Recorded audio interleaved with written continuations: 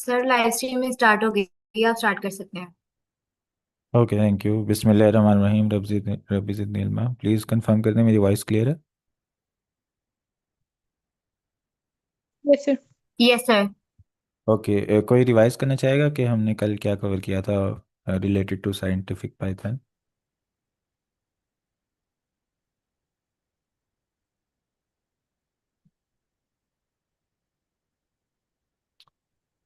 Okay, let me do that.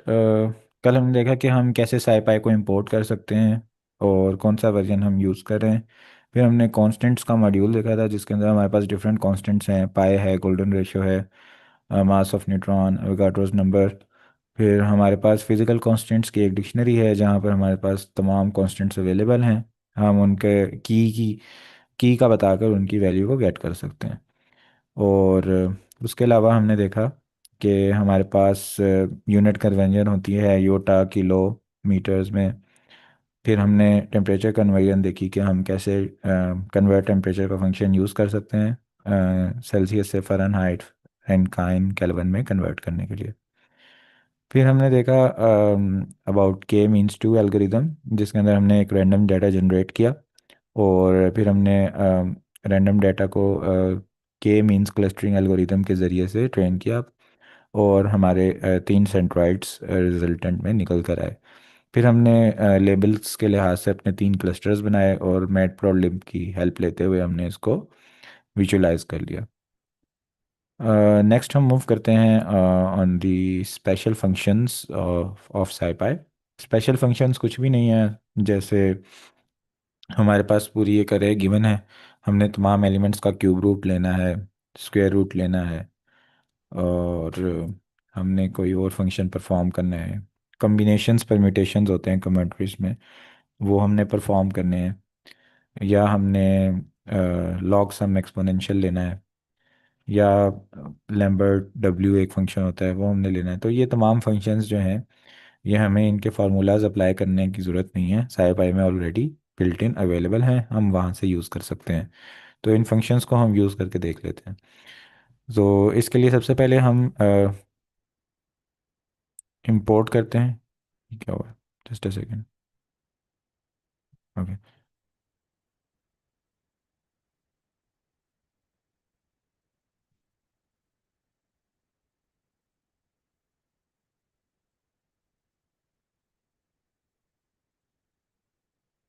ये मैं F N lock कर रहा हूँ फिर भी यही नंबर्स आ रहे हैं और उसको ऑफ कर रहा हूँ। ओके ठीक है, नम लॉक ऑफ करना पड़ेगा।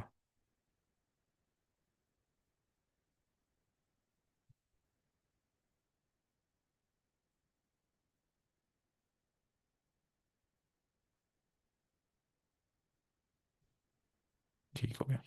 अच्छा, इसके लिए हम इंपोर्ट करते हैं इंपोर्ट scipy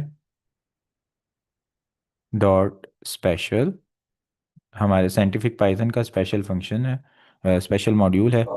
इसका कोई एलाइज हम यूज़ कर लेते हैं, एज हम इसको स्पेशल इंपोर्ट कर लेते हैं, ठीक है। तो ये हमारी लाइब्रेरी जो है वो इंपोर्ट हो जाएगी। It is connecting allocated run time and then connecting. फिर हम देखते हैं इसको। तो स्पेशल हमने जब इंपोर्ट कर लिया, इसका अलावा हमने रख लिया स्पेशल।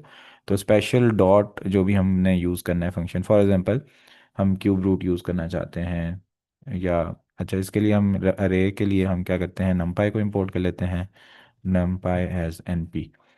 ठीक है, अब हमारे पास क्या है, फॉर एग्जांपल हम क्यूब रूट्स प्रिंट करते हैं, ठीक है। तो हमारे पास है क्यूब रूट और इसके लिए हम special dot q b r t ये फंक्शन यूज़ करेंगे और इसके अंदर हमारी जो भी अरे होगी वो हम पास कर देंगे, ठीक है। ये हमारे पास एक अरे है जिसके अंदर कोई भी एलिमेंट्स हमारे हो सकते हैं, ठीक है। तो जब आप इसको रन करेंगे तो आपके पास तमाम नंबर्स के क्यूब रूट्स आ जाएंगे, as you can see here. तो ये हमारे पास क्यूब रूट का फंक्शन है। इसी तरह हमारे पास मतलब क्यूब रूट तो चलें एक छोटी चीज़ है, कम्बिनेशंस होते हैं और परम्यूटेशंस होते हैं, ठीक है। तो कम्बिनेशंस हमने निकालने हैं अगर, तो हम स्पेशल डॉट COMB ये यूज़ कर सकते हैं।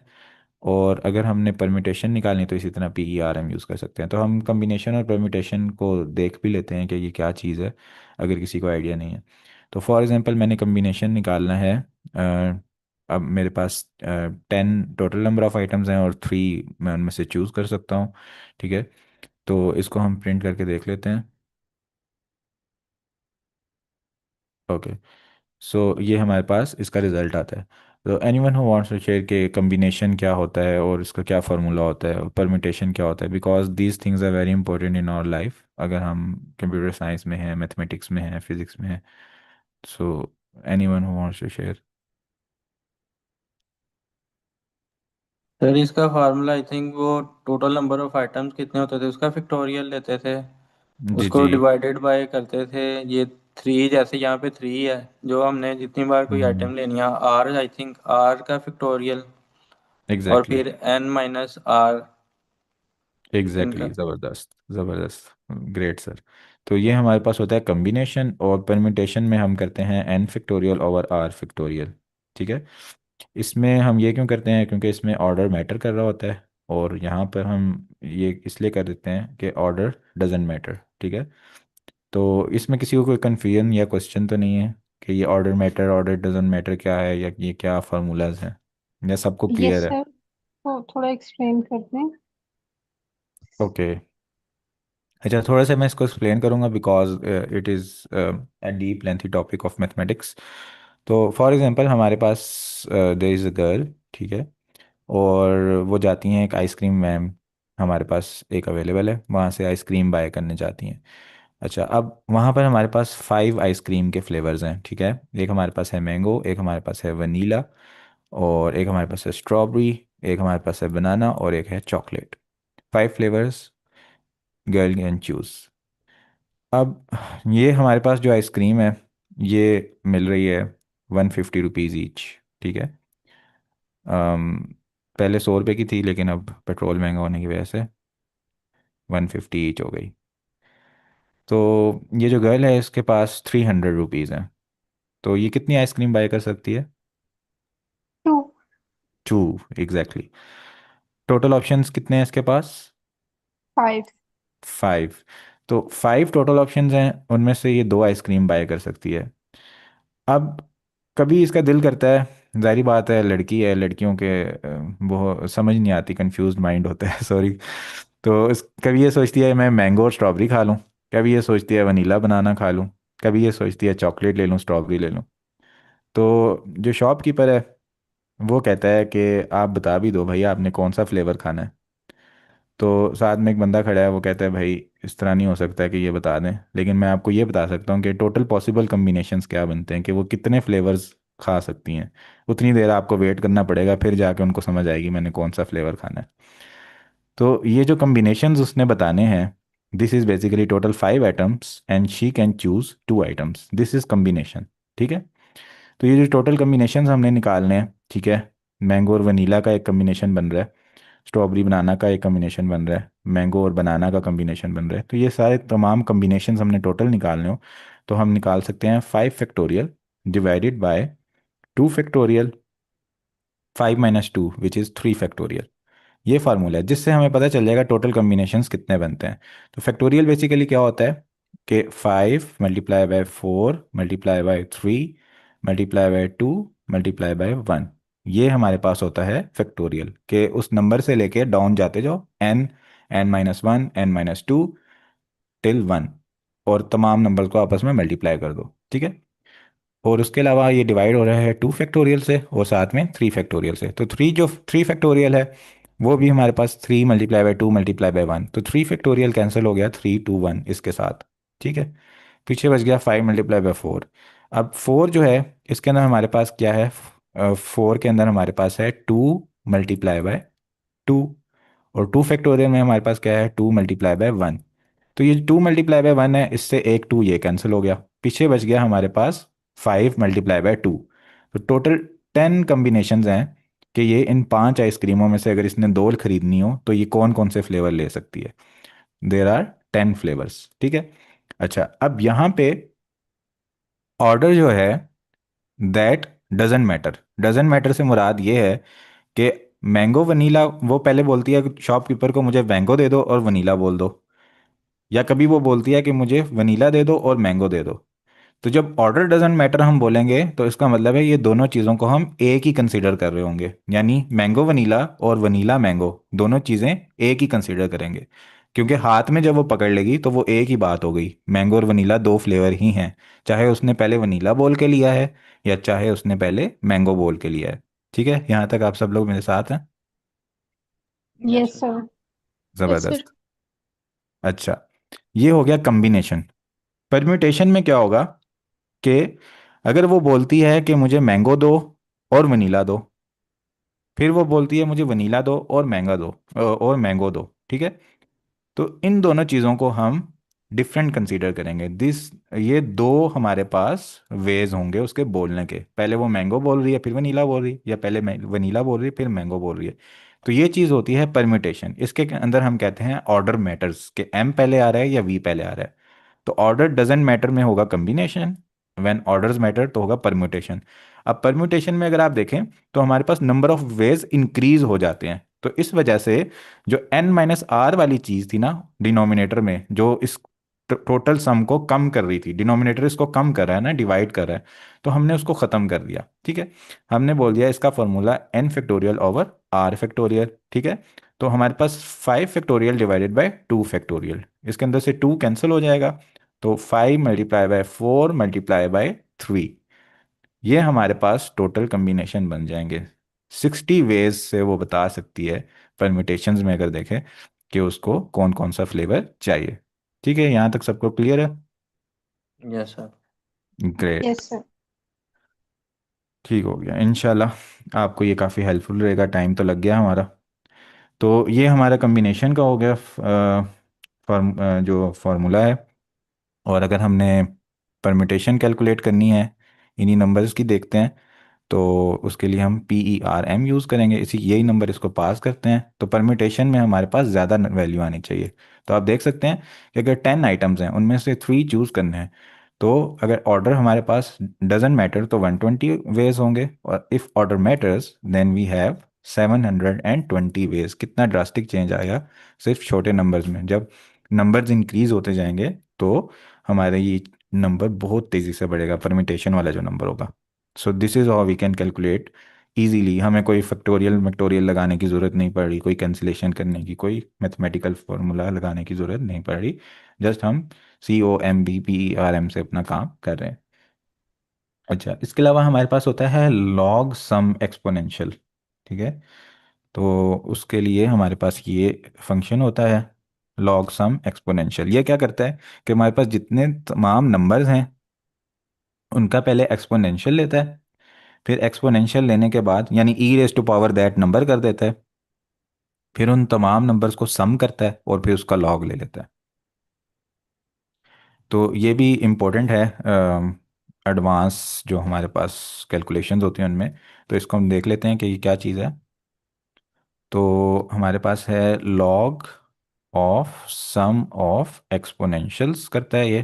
ठीक है, और ये हमारे पास फंक्शन है special dot log sum x. इसके अंदर कोई भी हम अरे पास करते हैं, फॉर एग्जांपल हमने एक अरे पास की जिसके अंदर ये एलिमेंट्स हैं 5 6 7 8 9, तो ये क्या करेगा, e raise to power 5, e raise to power 6, e raise to power 7, e raise to power 8, e raise to power 9, ये तमाम वैल्यूज़ कैलकुलेट करेगा, इन तमाम वैल्यूज़ को आपस में करेगा सम, और सम करने के बाद इनका ये ले लेगा लॉग। ठीक है, तो ये हमारे पास बेसिकली ये फंक्शन परफॉर्म करता है। तो कभी आपको अगर ज़रूरत पड़े तो आप इस तरह से मैन्युअली कैलकुलेट करने के बजाय इसको कैलकुलेट कर सकते हैं। ठीक है, नेक्स्ट हमारे पास एक फंक्शन होता है लैम्बर्ट डब्ल्यू। ठीक है, ये भी इंपॉर्टेंट फंक्शन है Lambert W. It is inverse of basically, sorry, जो हमारे पास एक फंक्शन होता है, इसको यहाँ से खोल लेते हैं। ओके, हमारे पास फंक्शन होता है WE⁻W। ठीक है, और यहाँ पे इसने अगर लिखा हो नीचे कहीं, अच्छा यहाँ पे नहीं लिखा हुआ। So basically Lambert W function जो है इसको ओमेगा फंक्शन भी बोला जाता है, प्रोडक्ट लॉगरिथम भी बोला जाता है, ये मल्टी वैल्यूड फंक्शंस हैं। और ये हमें बेसिकली क्या करता है कि branches of the converse relation of the function, in function का जो कन्वर्स रिलेशन है उसकी कितनी ब्रांचेस निकल रही हैं ये फंक्शन हमें बताता है। ठीक है, और एक और इसका नंबर होता है, एक और फार्मूला होता है जिसका इन्वर्स लेते हैं तो ये चीज़ आ जाती है। अच्छा, ये यहाँ पे लिखा नहीं हुआ और मुझे ऐसे याद भी नहीं है। तो बेसिकली ये एक फंक्शन है, ठीक है। तो इसको कैलकुलेट अगर करना हो तो उसके लिए लैम्बर्ट डब्ल्यू, ये चीज़ हम यूज़ कर सकते हैं, ठीक है। इसी तरह हम लिखेंगे स्पेशल डॉट लैम्बर्ट डब्ल्यू और साथ हम नंबर पास कर देंगे, ठीक है। फॉर एग्जांपल 10 पास किया तो हमारे पास इसकी वैल्यू कैलकुलेट हो जाएगी, जो कि एक कम्प्लेक्स नंबर होता है। इसको देखने के लिए हम -10 पास करते हैं तो हमारे पास दो वैल्यूज़ इस तरह से आ रही हैं, ठीक है। तो ये हमारे पास बेसिकली कम्प्लेक्स वैल्यू होता है जिसके अंदर एक रियल नंबर आता है और एक इमेजिनरी वैल्यू रिटर्न होती है। सो इसके अलावा भी बहुत सारे स्पेशल फंक्शंस हैं जो भी मतलब आपको कभी लाइफ में ज़रूरत पड़े तो आप साईपाई की वेबसाइट पर जाएं, गूगल में सर्च करें। और यहाँ पर कहाँ पर हम कल गए थे, फिर मुझे एक सेकंड, डॉक्यूमेंटेशन। डॉक्यूमेंटेशन में यूज़र गाइड में आपके पास ये स्पेशल फंक्शंस, तो यहाँ पर तमाम फंक्शंस अवेलेबल हैं जो जो हम यूज़ कर सकते हैं। इसकी कोई लिस्ट भी इनको देनी चाहिए थी वैसे तो, ताकि इजीली हम देख लेते, लेकिन ये लिस्ट इन्होंने कोई मेंशन नहीं की हुई, ठीक है। तो ये हमारे पास डिफरेंट फंक्शंस हैं, आप इस तरह से यूज़ कर सकते हैं। ओके, सो वेबसाइट पर आप एक्सप्लोर भी कर सकते हैं फर्दर कि क्या क्या चीज़ें हैं। अच्छा, नेक्स्ट हम देखते हैं कि इंटरपोलेशन का क्या कॉन्सेप्ट होता है, ठीक है। तो फॉर एग्जांपल हमारे पास एक्स की कुछ वैल्यूज़ हैं, कुछ वाई की वैल्यूज़ हैं। हम उन वैल्यूज़ को यूज़ करते हुए आपस में एक रिलेशन बनाने की कोशिश करते हैं, ठीक है। मेरी कंपनी है फॉर एग्जांपल, मैं अपनी कंपनी में नंबर ऑफ़ आइटम्स और नंबर ऑफ़ सेल्स को आपस में रिलेट करता हूँ, तो मेरे पास एक इंटरपोलेशन का ग्राफ आ जाता है।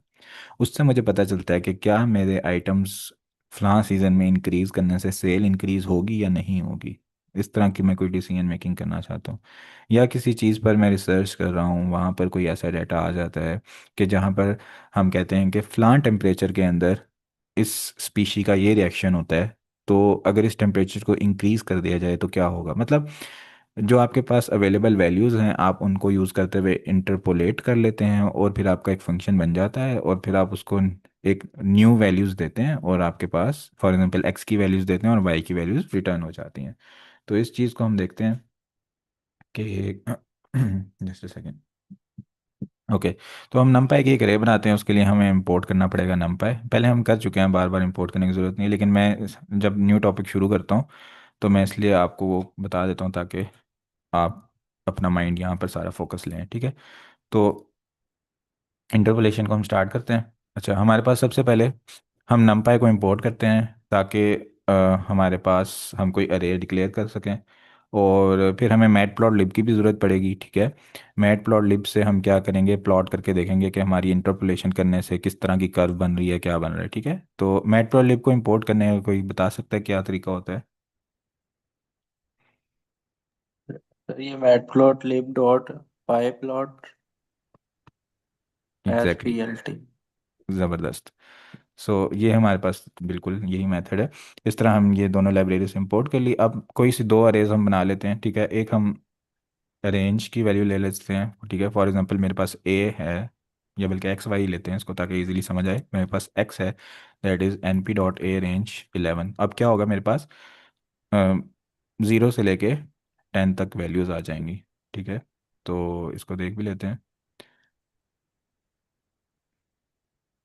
तो ये मेरे पास 0 से लेके 10 तक वैल्यूज़ आ गई हैं। Excuse me.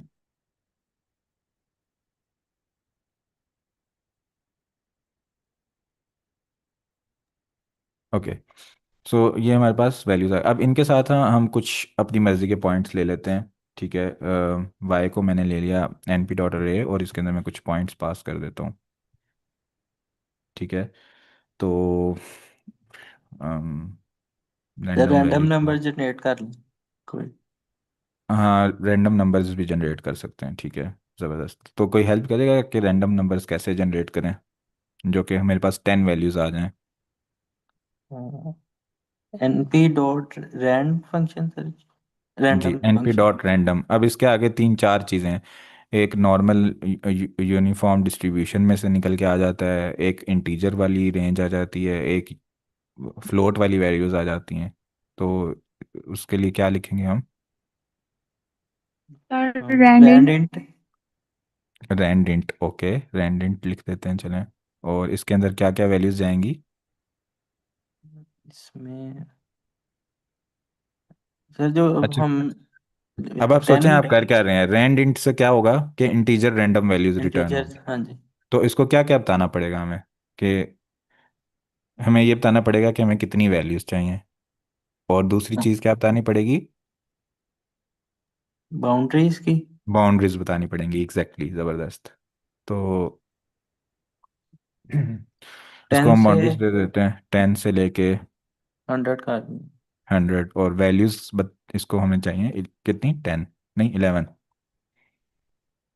तो ये हमारे पास y आ जाता है।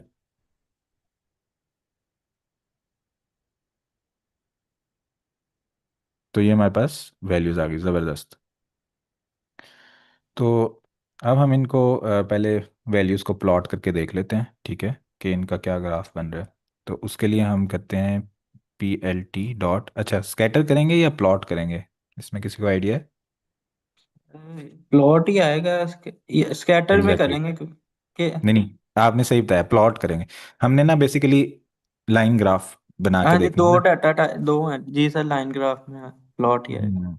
स्कैटर में भी दो हो सकती हैं, लेकिन स्कैटर क्या करते हैं, पॉइंट्स को सिर्फ ड्रॉ कर देता है। वो सर हम ज्यादा चाहते डाटा हैं, हो तो मेरा ख्याल फिर हम्म, स्कैटर में जाते हैं शायद। नहीं नहीं, जब हमारे पास डाटा की हमने सिर्फ पॉइंट्स देखने हैं ना कि ये पॉइंट्स किस किस जगह पर हैं, तो हम स्कैटर यूज करते हैं। जब हमने उन पॉइंट्स को आपस में लाइन के थ्रू जोड़ना है कि उनमें लाइन बन जाए, एक लाइन ग्राफ बन जाए, तो हम प्लॉट यूज करते हैं, ठीक है। ठीक है। तो एक्स वाई, ये दो चीज़ें हम इसको हम पास कर देते हैं, ठीक है। और PLT डॉट शो।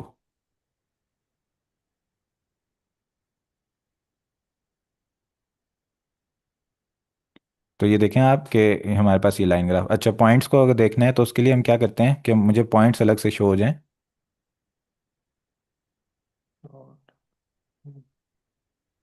एनीवन? लगता है मैट प्लॉट लिप के लेक्चर में सब सोए हुए थे। अच्छा, मार्कर यूज करते हैं, मैं बता देता हूँ। मार्कर होता है वो बता, आप उससे बता सकते हैं कि पॉइंट्स, तो हम इसके अंदर मार्कर यूज कर लेते हैं, फॉर एग्जांपल डॉट को।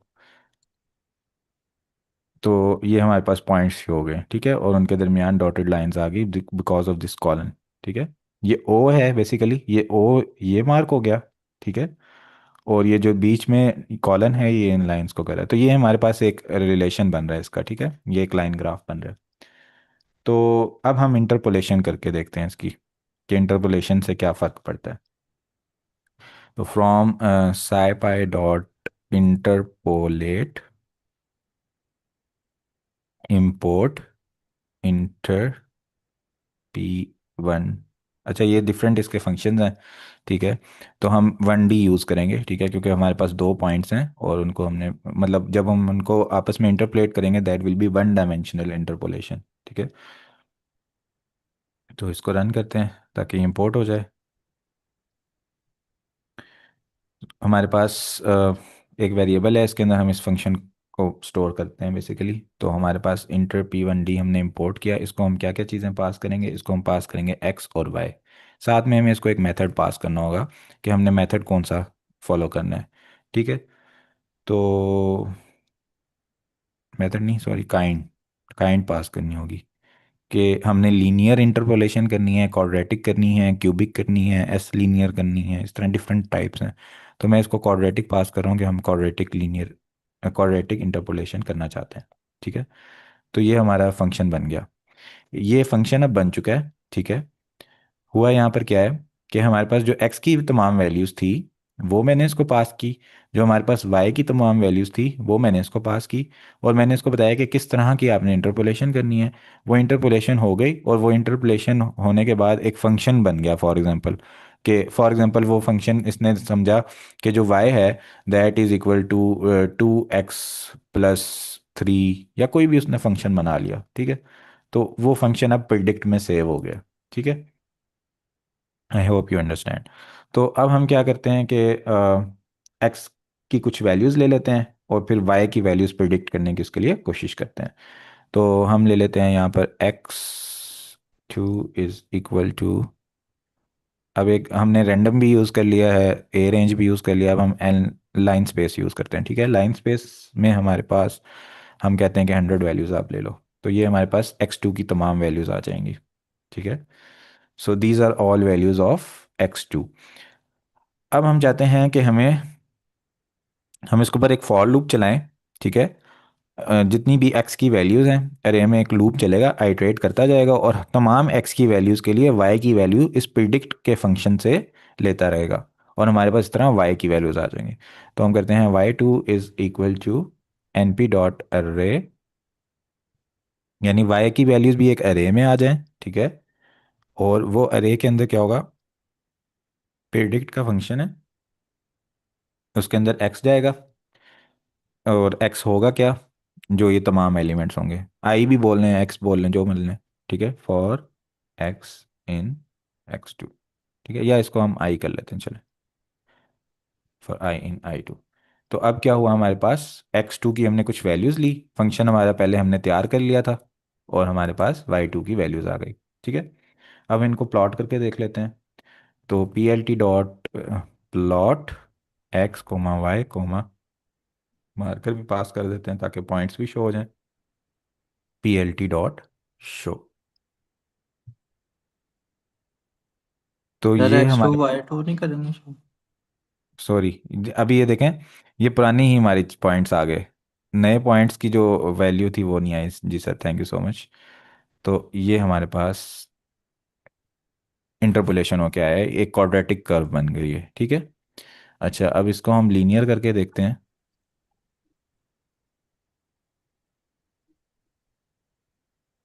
तो हमारे पास ये लीनियर एक इंटरपोलेशन आ जाती है।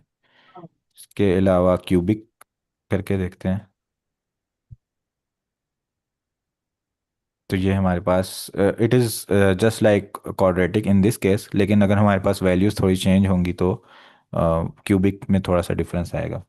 सर ये आप लीनियर क्यूबिक का एक तो थोड़ा सा एक्सप्लेन कर दें, और दूसरी जी। चीज ये है कि क्योंकि अभी हम डाटा जो है इसको दे रहे हैं वो वन डायमेंशनल का या टू डायमेंशनल में बेसिकली हमारा ग्राफ आ रहा है ना, एक्स एक्सिस और वाई एक्सिस पे।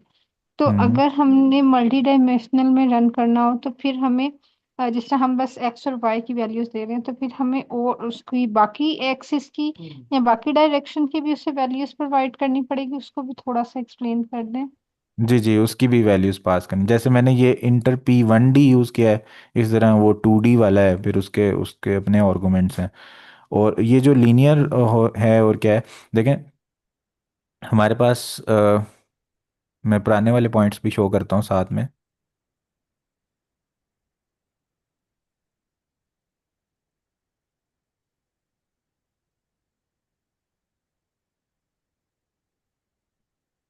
अच्छा, तो अब हमारे पास ये देखें कि पहले जो पुरानी चीज़ थी ना उसमें यह था कि जो पॉइंट्स थे वो आपस में ऐसे सीधी लाइनों से कनेक्ट हुए हुए थे। ठीक है, तो जो लीनियर इंटरपोलेशन है ना वो उससे ही मिलती जुलती है। इसको मैं करता हूँ लीनियर,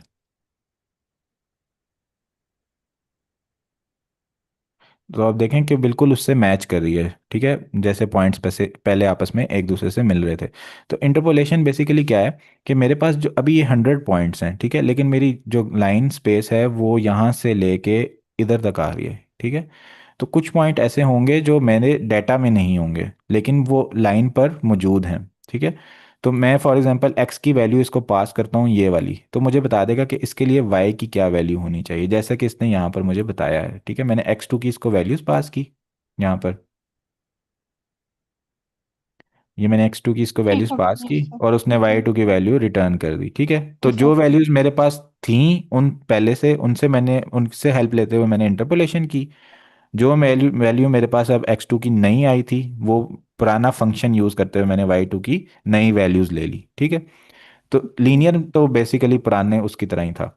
अब क्यूबिक होगा ना वो थोड़ा सा ज़्यादा इसमें, सॉरी क्वाड्रेटिक जो होगा इस केस में वो थोड़ा सा ज़्यादा क्लोज टू एफिशिएंसी या एक्यूरेसी हम बोल लें कि होगा, ठीक है। कि अब देखें ना, ये हमारे पास एक कर्व की फॉर्म में आ गया है, ठीक है, एक कर्व बन रही है बजाय लीनियर सीधी सीधे लाइनों के। तो अब एक्स की मैंने, अगर लीनियर की केस में मैं ये एक्स की वैल्यू पास करता तो मुझे वाई की वो ये वाली वैल्यू बताता, ठीक है। और ये वाला हमारे पास एक कोऑर्डिनेट बन रहा होता है एक्स के लिए, ठीक है। लेकिन अब वाई की जो ये वाली वैल्यू है, ये इस वाले एक्स के लिए आएगी जब हम क्वाड्रेटिक कर देंगे, ठीक है।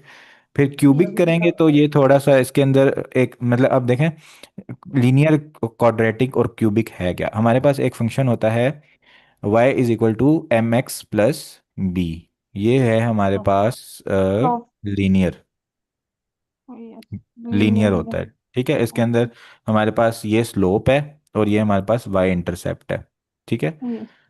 अब हमारे पास एक फंक्शन है a x square plus b x plus c, ये है हमारे पास क्वाड्रेटिक। तो अब आप देखें कि हमारे पास कॉन्स्टेंट्स भी इंक्रीज हो गए हैं, वेरिएबल्स भी इंक्रीज हो गए हैं, तो थोड़ी ज़्यादा फाइननेस आ गई है हमारी कर्व में, ये लीनियर एफिशिएंसी से तो ज्यादा होगी, हाँ। एफिशिएंसी ज़्यादा आ गई।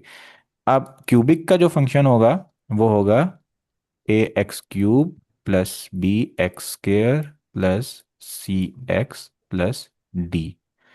तो इसके अंदर और ज़्यादा हम रिफाइननेस में जा रहे हैं, लेकिन ये भी नहीं हम कह सकते कि हमारे डाटा के लिए always cubic interpretation is better than quadratic, ये नहीं होगा।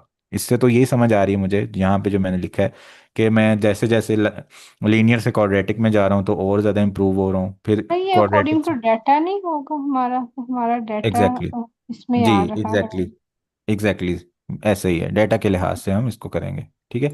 तो इस डाटा को अगर हमने विजुअलाइज करने के बाद मैटप्लॉटलिब ने हमें इस काबिल बना दिया, या हमें ये seventh sixth eighth sense they दी कि ये डाटा हमारा क्वाड्रेटिक में ज़्यादा अच्छा बैठ रहा है बजाय लीनियर के। इसी तरह जब आप अपने डाटा को प्लॉट करेंगे तो अगर वो, उसकी जो कर्व्स हैं, देखें क्वाड्रेटिक कर्व हमारे पास इस तरह की होती है, ठीक है। जो क्यूबिक की कर्व आती है ना, वो इस तरह की होती है कुछ, ठीक है। Yes sir.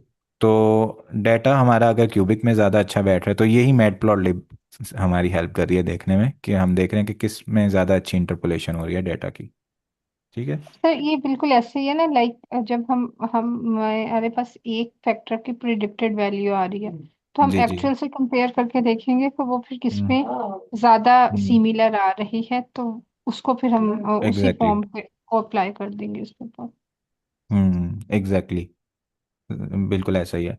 तो फॉर एग्जांपल मैं इसको कहता हूँ कि मेरे पास जो एक्स की वैल्यू है दैट इज इक्वल टू 1.5।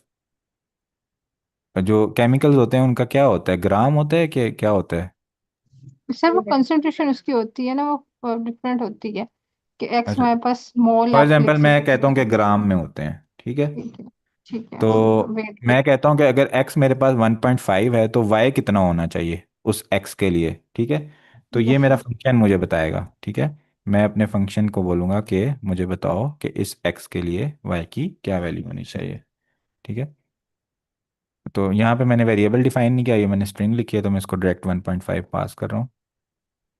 तो ये मुझे बता देगा कि 1.5 के लिए जो आप मैंने इंटरपोलेशन की थी इस जगह पर इस फंक्शन में, उसके मुताबिक 1.5 ग्राम के लिए जो y है वो 3.34 ग्राम्स होना चाहिए। सर ये बिल्कुल ऐसे ही है ना, कि अगर हमारे पास किसी एक, हम कोई रिएक्शन करवा रहे हैं, तो अगर हमारे पास एक की हमें कंसंट्रेशन पता है, तो हम्म। इसके थ्रू हम सेकंड की पता कर सकते हैं कि उसकी क्या हाँ, कंसंट्रेशन आई है। लेकिन अगर हम इसे वन डायमेंशनल में करें, अगर टू डायमेंशनल में चले जाएं, तो हमारे पास दो रिएक्टेंट की हमें अगर पता है कंसंट्रेशन, और हमें हम्म, प्रोडक्ट की फाइंड करनी है, तो वो फिर हम इससे आई थिंक प्रोडक्ट की भी फाइंड कर सकते हैं। एग्जैक्टली, लेकिन उसके लिए ये है कि फॉर एग्जांपल आपके पास हाइड्रोजन की और नाइट्रोजन की कंसंट्रेशन का कुछ डाटा अवेलेबल होना चाहिए। कि आपने फॉर एग्जांपल एक्सपेरिमेंट कर लिया जिसके अंदर आपने 10 तरह की कंसंट्रेशन हाइड्रोजन की यूज़ कर ली, और आपके पास नाइट्रोजन की 10 तरह की कंसंट्रेशन उसके आउटपुट में आ गई, उससे आपने अपना इंटरपोलेट कर दिया डाटा। अब 11वीं जो आपकी कंसंट्रेशन है ना हाइड्रोजन की, उसके लिए आप चेक करना चाहती हैं कि नाइट्रोजन की क्या कंसंट्रेशन होगी, तो ये फंक्शन बताएगा। ओके ओके, ठीक हो गया। यानी इनिशियल डाटा हमें ही उसे प्रोवाइड करना है। एग्जैक्टली, इनिशियल डाटा से हम फंक्शन बना रहे हैं, इंटरपोलेट कर रहे हैं, और फिर हम एक नई वैल्यू दे के वापस दूसरी वैल्यू ले सकते हैं जो हमने अभी तक एक्सपेरिमेंट नहीं किया हुआ।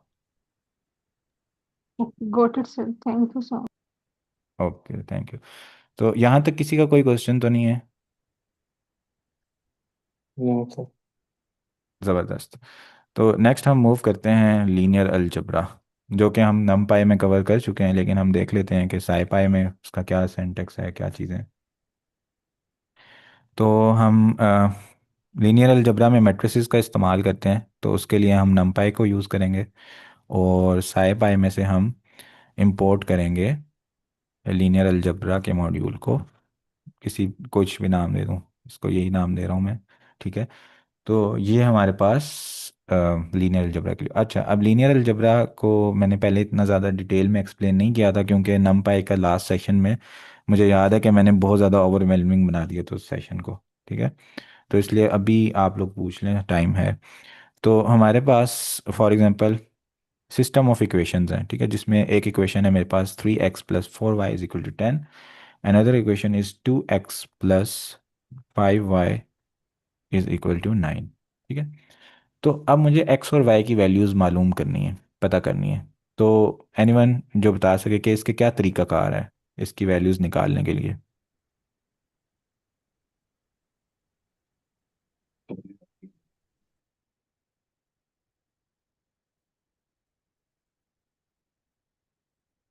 एनीवन, एनी वॉलंटियर जो बताना चाहे।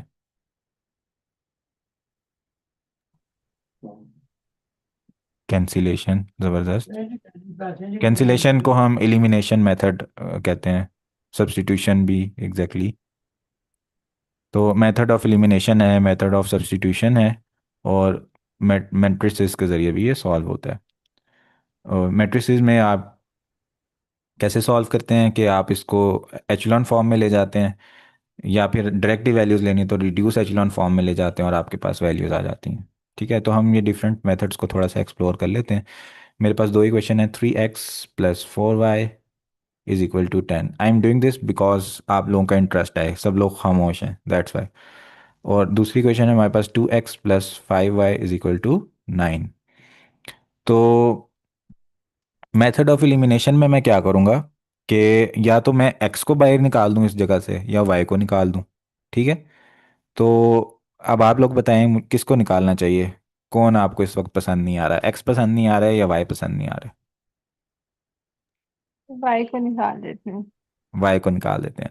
y को निकालने के लिए क्या करना पड़ेगा, इन दोनों कांस्टेंट्स को मुझे सेम करना पड़ेगा, 4 और 5 को। सबसे आसान तरीका एलसीएम लूँ और मल्टीप्लाई करके ले लूँ। अब 4 और 5 का एलसीएम आता है 20।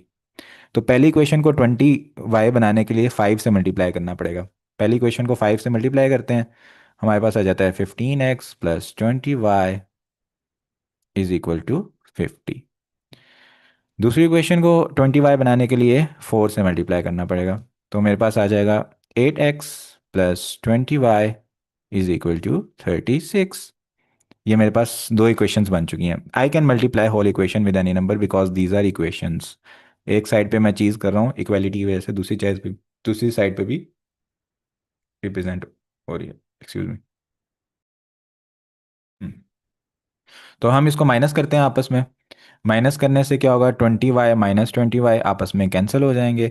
15 - 8x is equal to 7x, और 50 - 36 is equal to 14। x is equal to 14/7 which is 2। ये है हमारे पास मेथड ऑफ एलिमिनेशन। यहाँ तक सब लोग मेरे साथ हैं? Yes sir. Great. Linear algebra में इसको कैसे करते हैं? एक भाईजान ने क्या किया, साथ साथ मेथड ऑफ एलिमिनेशन करते रहे, साथ साथ उन्होंने ना मैट्रिक्स में रख दिया इसको ऐसे, 3 2 4 5। एक मैट्रिक्स ये बना लिया, और दूसरा मैट्रिक्स बना लिया 10 9, ठीक है। तो ये बेसिकली, अब अगर इक्वेशन में इसकी पूरी बताऊं तो वो क्या होती है, 3 4 2 5 x y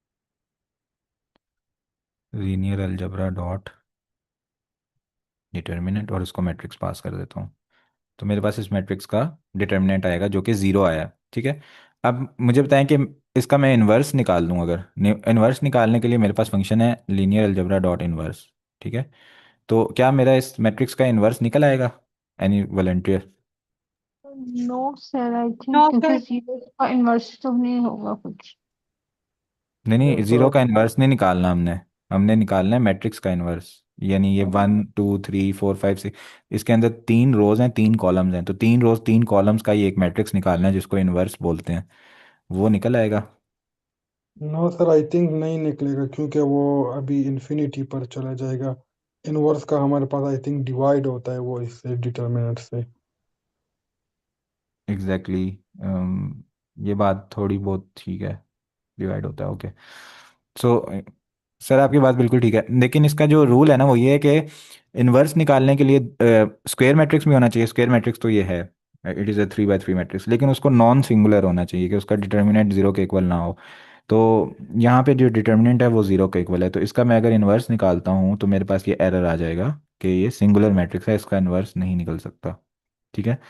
तो इसके लिए क्या करते हैं, एक एलिमेंट चेंज कर देते हैं यहाँ पे, इसकी जगह मैं रख देता हूँ फॉर एग्जांपल 14। तो अब इसका इन्वर्स निकल आएगा। सो दिस इज इन्वर्स। अच्छा, अब इन्वर्स को और मैट्रिक्स को आपस में मल्टीप्लाई करने से क्या आना चाहिए? One, identity. आइडेंटिटी आना चाहिए, एग्जैक्टली exactly। तो हम क्या करते हैं, मैट्रिक्स को मल्टीप्लाई करते हैं इसके इन्वर्स के साथ, तो देखते हैं क्या आइडेंटिटी आता है या नहीं।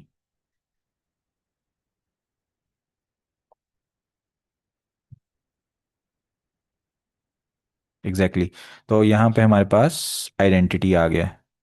तो ये आइडेंटिटी तो होता है 1 1 1 और 0 0 0 0 0। तो कोई बता सकता है कि ये 0 0 क्यों नहीं है? क्या हम इसको आइडेंटिटी कंसीडर कर सकते हैं? तो सेम सेम ऐसा आप कह सकते हैं इसे identity. Yes, this one is one identity. One. Yes.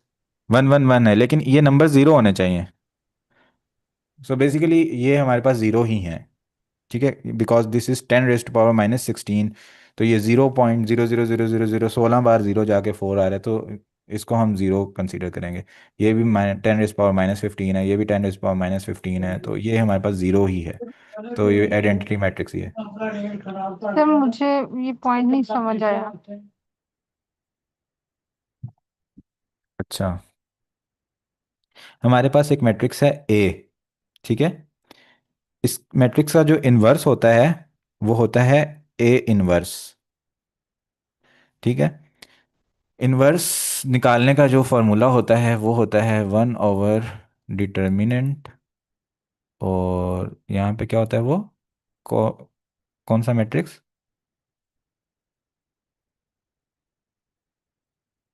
तमाम एलिमेंट्स का एडजॉइंट।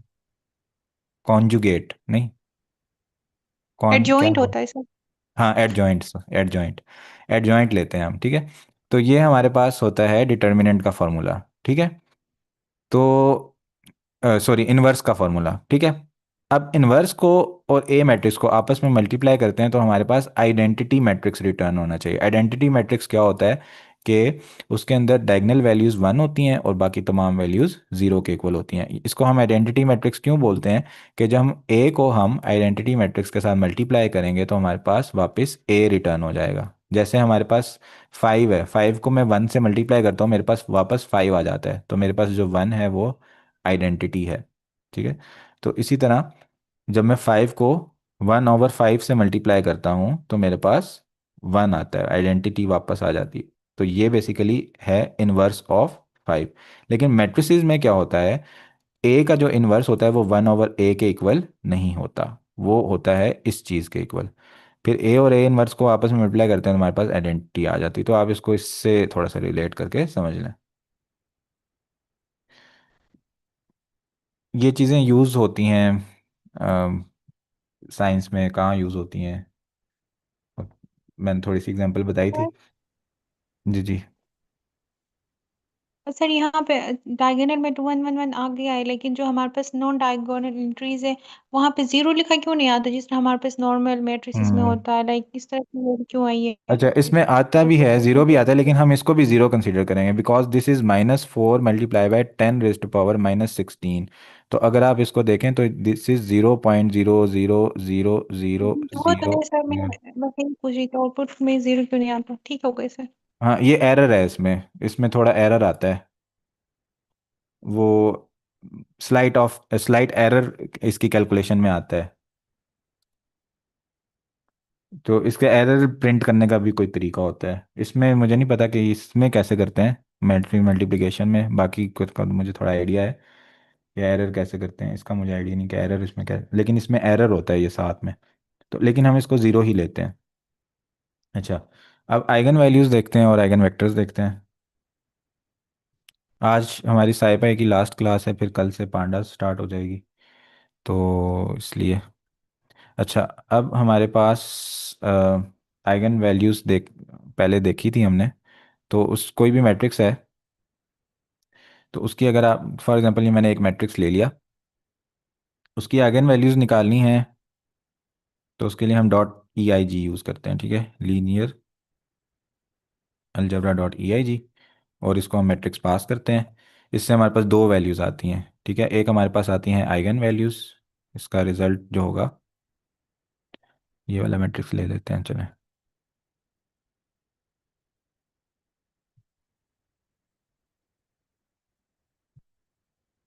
इसका जो रिजल्ट आएगा हमारे पास, उसके अंदर हमारे पास एक तो आइगन वैल्यूज़ होंगी और साथ में आइगन वेक्टर्स होंगे।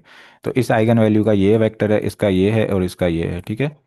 तो इसको अलग अलग वेरिएबल्स में अगर मैंने डालना है, तो उसके लिए मैं यहाँ पे दो वेरिएबल्स लिख देता हूँ, आइगन वैल्यू और आइगन वेक्टर। तो ये मेरे पास आइगन वैल्यूज़ आ गई, ठीक है। और ये मेरे पास आ गया आइगन वेक्टर्स। तो पहले हमने नमपाई में ये चीज़ प्रैक्टिस की थी कि डायगोनलाइजेशन कैसे करते हैं, वो कोई बता सकता है, पीडीपी इनवर्स?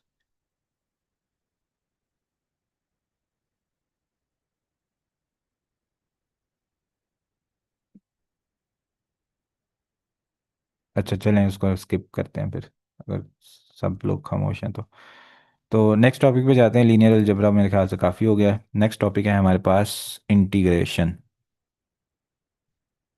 इंटीग्रेशन बल्कि कल इसको कवर करते हैं, या इसको स्किप, बस मेरे ख्याल से साइपाई इज इनफ, या इसको फर्दर मैं कवर करूं ऑप्टिमाइजेशन और इंटीग्रेशन को कल? सर ये इंटीग्रेशन वाला टॉपिक करा दे। सर वो आप करें इम्प्लीमेंटेशन इंटीग्रेशन को कल कवर। आई थिंक हमें साइपाई में और ज़्यादा लर्न करने की जरूरत। ठीक है, कल इंशाल्लाह फिर हम इंटीग्रेशन कर लेंगे और ऑप्टिमाइजेशन कर लेंगे, और फिर मैम सताइश फातिमा पांडास लाइब्रेरी को स्टार्ट कर लेंगी। यहाँ तक किसी का कोई क्वेश्चन या फीडबैक या एडिशन? बल्कि थोड़ा सा हम स्टैट्स भी देखेंगे, मीन वेरिएंस। और शुरू में जो मैंने साइपा स्टार्ट करते हुए आपको एक चीज़ बताई थी, टी टेस्टिंग, वो भी हम देख लेंगे। तो ये कल हम इंशाल्लाह चीज़ों को थोड़ा स्पीड में कवर कर लेंगे, जो तीन टॉपिक्स हैं। और बाकी फिर साइपाई की वेबसाइट पर आप देख सकते हैं।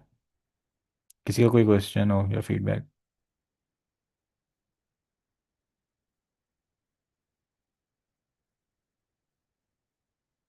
ठीक है, मुझे कहीं जाना है एक और मीटिंग में। Thank you so much everyone for joining and watching. Thank you sir. Thank you so much sir.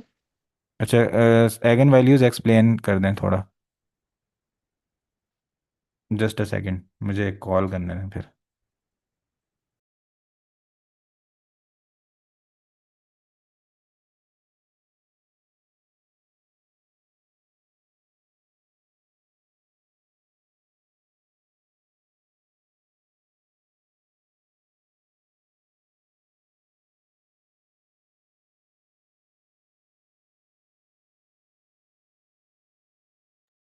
अच्छा, आइगन वैल्यूज़ को थोड़ा सा मैं एक्सप्लेन कर देता हूँ। हमारे पास लेमडा होता है फंक्शन, लेमडा वैल्यू होती है basically constant. Eigen value is a constant value.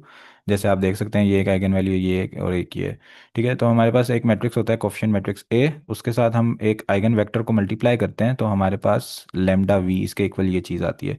तो बेसिकली हमने ये इक्वेशन बनाने के बाद आइगन वैल्यूज़ और आइगन वेक्टर्स निकालने होते हैं। ठीक है, तो इसका एक लेंथी प्रोसेस, लेंथी नहीं कहूँगा कि, लेकिन दिमाग को खपाने वाला प्रोसेस है।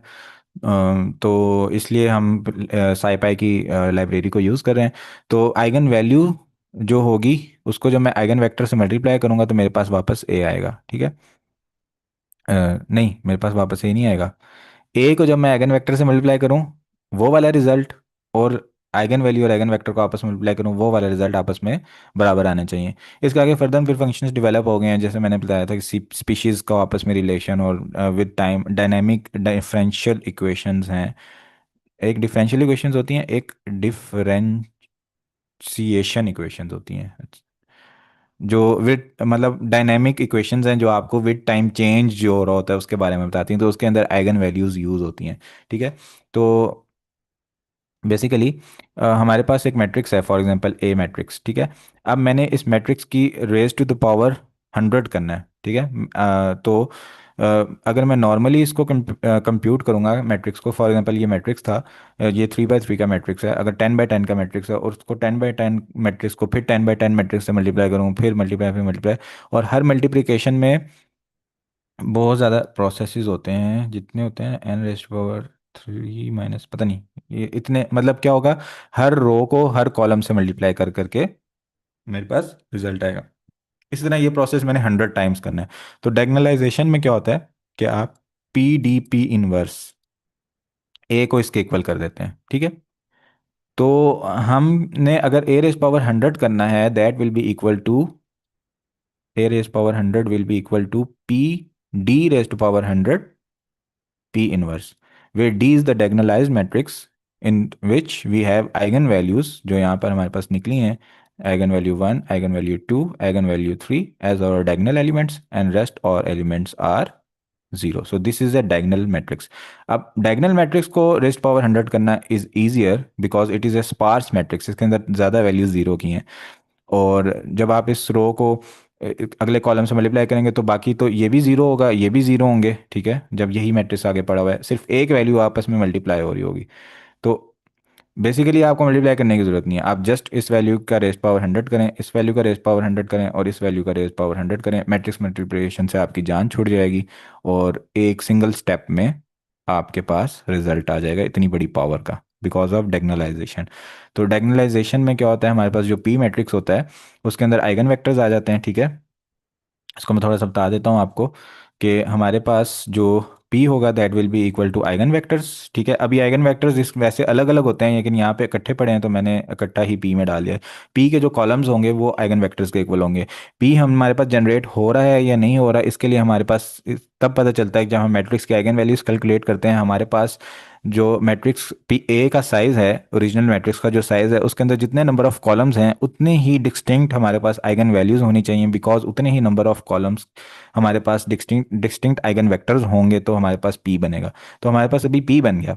ठीक है, पी इनवर्स हमारे पास जो होगा that will be inverse of p. तो उसके लिए हम करेंगे linear algebra dot i n v और पी का इनवर्स ले लेंगे। ठीक है, तो हमारे पास पी इनवर्स आ जाएगा। अब डी जो होगा हमारे पास, डी को बनाने के बहुत से तरीके हैं। ठीक है, एक तो आप ये है कि एन पी डॉट जीरोज लेके इसको 3 बाई 3 का मैट्रिक्स है आपके पास, तो आप 3 बाई 3 का डी बना लें। ठीक है, अच्छा क्या मैंने गलती की, interpret 3 as a data type. तो हमारे पास जो 3 बाई 3 का एक मैट्रिक्स आएगा। ठीक है,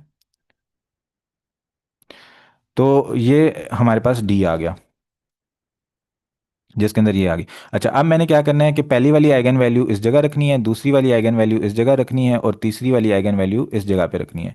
ठीक है, ये काम करने के लिए क्या करता हूँ, फॉर आई इन रेंज, मेरे पास अभी कितने हैं, 0 1 2 3 रेंज आएगी यहाँ पे। ठीक है, और मेरे पास डी ऑफ आई आई, यानी डी की 0 रो 0 कॉलम, इस जगह पे मेरे पास क्या आएगी, पहली आइगन वैल्यू आएगी।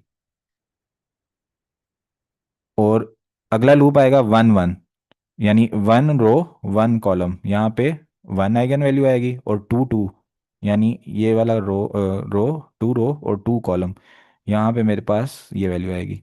ठीक है, तो इसको रन करते हैं, तो ये मेरे पास आ गया। अच्छा, अब हम करते हैं डी को, देखते हैं इसमें आ गई हैं वैल्यूज़। तो हमारे पास ये वैल्यूज़ आ गई हैं, तो हमारे पास पी आ गया, डी आ गया, पी इनवर्स आ गया। अब हमने हमारे पास जो ए है that should be equal to p d p inverse. ठीक है, तो अब ये चीज़ हम कंफर्म कर लेते हैं क्या ऐसा ही हो रहा है। तो हमारे पास पी है, इसको मल्टीप्लाई करते हैं पी इनवर्स के साथ, और इसको मल्टीप्लाई करते हैं डी के साथ, तो हमारे पास ये मैट्रिक्स आता है। And this matrix should be equal to a के इक्वल क्यों नहीं आया ये? नहीं, ये तो डी शो कर रहा है अभी। इस मैट्रिक्स को क्यों नहीं शो कर रहा?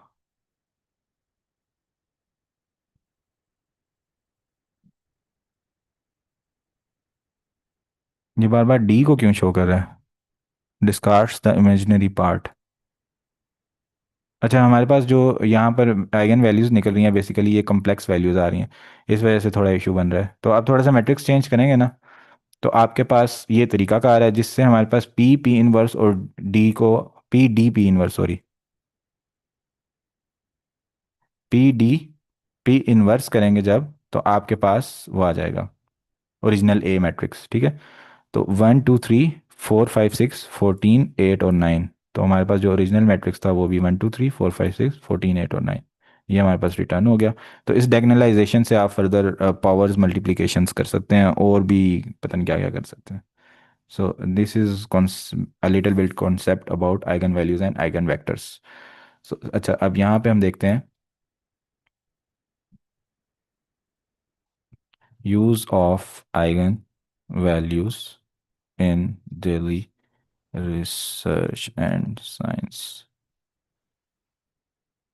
तो यहाँ पे हमें पता चल जाएगा fundamental mathematical tools, complex linear systems को, stability, variation, data structure, daily engineering research, computer science, अला बला, प्रिंसिपल कंपोनेंट एनालिसिस में यूज़ होती हैं, फेशियल रिकग्निशन में यूज़ होती हैं, मतलब काफ़ी जगह यूज़ होती हैं, material stress, solid state physics, molecular पता नहीं क्या क्या, अला बला सारी चीज़ों में ये यूज़ होती हैं। और सबसे इम्पोर्टेंट इसका यूज़ मैंने आपको बताया था डिफरेंशिएशन इक्वेशन, पता नहीं क्या पता नहीं, डिफरेंशियल तो इक्वेशन तो वो होती हैं जो इंटीग्रेशन और डिफरेंशिएशन वाली होती हैं। डिफरेंशिएशन और इंटीग्रेशन, डिफरेंशियल इक्वेशन, पता नहीं इसका क्या नाम है, डिफरेंशिएशनल कुछ इस तरह का नाम है। तो उसमें ये बहुत ज़्यादा यूज़ होती हैं जहाँ पे हम विद टाइम चेंज बता रहे होते हैं कि जैसे मैंने आपको एग्जांपल दी थी कि एक स्पेशी दूसरी स्पेशी को खा जाती है, इतना उसका एक रेट है, उन दोनों के पैदा होने का एक रेट है, उनके रेट्स को मिला के आप बता सकते हैं 10 साल बाद क्या सूरत हाल होगी। ठीक है, इसके अलावा कोई क्वेश्चन किसी का?